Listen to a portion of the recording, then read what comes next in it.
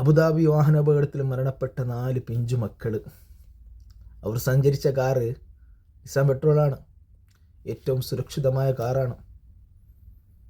പക്ഷെ വിധിക്ക് മുന്നിൽ കീഴടങ്ങി.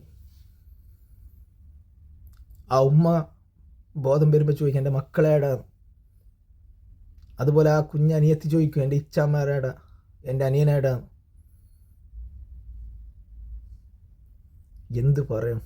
എന്ത് പറയണം? പിതാവ് ജീവിച്ചിരിപ്പിക്കുന്ന 4 മക്കളെ ഖബറിലേക്ക് മണ്ണിടേണ്ട ഒരു അവസ്ഥ വന്ന ഒരു പിതാവ്. കേരളക്കാരെ മൊത്തം കണ്ണീരിൽ എന്ത് പറയണമെന്നറിയാതെ, എന്ത് ചെയ്യണമെന്നറിയാതെ നിൽക്കുന്ന ഈ ഒരു സന്ദർഭത്തിൽ, ഗൾഫ് രാജ്യത്തുള്ള ആളുകളെല്ലാം വിഷമിച്ചിരിക്കുന്ന ഈ ഒരു സന്ദർഭത്തിൽ ഒരു നായ കമൻ്റ് ഇട്ടുന്നത് ഫേസ്ബുക്കിൽ, ജോസഫ് പന്നിക്കുണ്ടായവന്. ഇവൻ്റെ എല്ലാം മനസ്സിലെ ഒരിക്കലും നിങ്ങൾക്ക് അത് ചിന്തിച്ചെടുക്കാൻ പറ്റേയില്ല. കാരണം അത്രയും നികൃഷ്ടമായൊരു ജീവിയാണിത്. നായോട് വരെ ഉപമിക്കാൻ പറ്റാൽ ഇവന. ഈ വർഗീയ പറയുന്ന ആളുകളോട് പറയാനുള്ളത്, നിങ്ങളുടെ സ്വന്തം കുടുംബത്തിൽ ഇതുപോലെ സംഭവിച്ചെങ്കിൽ നിങ്ങൾ ഇത് പറയോ? നിങ്ങളുടെ സ്വന്തം മക്കളെ കാലിലേക്ക് ഒരു മുള്ളു തറച്ച് അവർ വിഷമിക്കുമ്പോൾ നിങ്ങളെ ചങ്ക് പൊട്ടുന്നുണ്ടെങ്കിൽ ഈ പിതാവ് എങ്ങനെ സഹിക്കും? ചിന്തിച്ച് നോക്ക് നിങ്ങൾ. അതിൻ്റെ ഇടയിലും വർഗീയത. ഇവൻ അറബികളെ പൈസയാവും.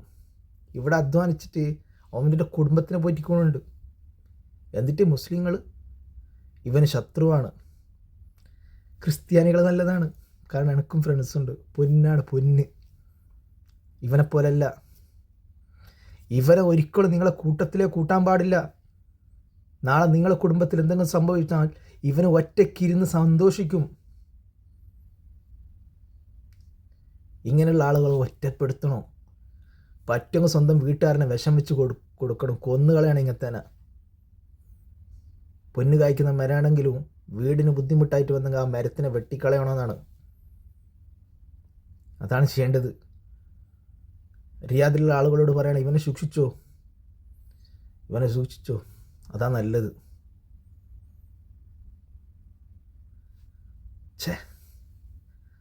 നാണക്കേട്.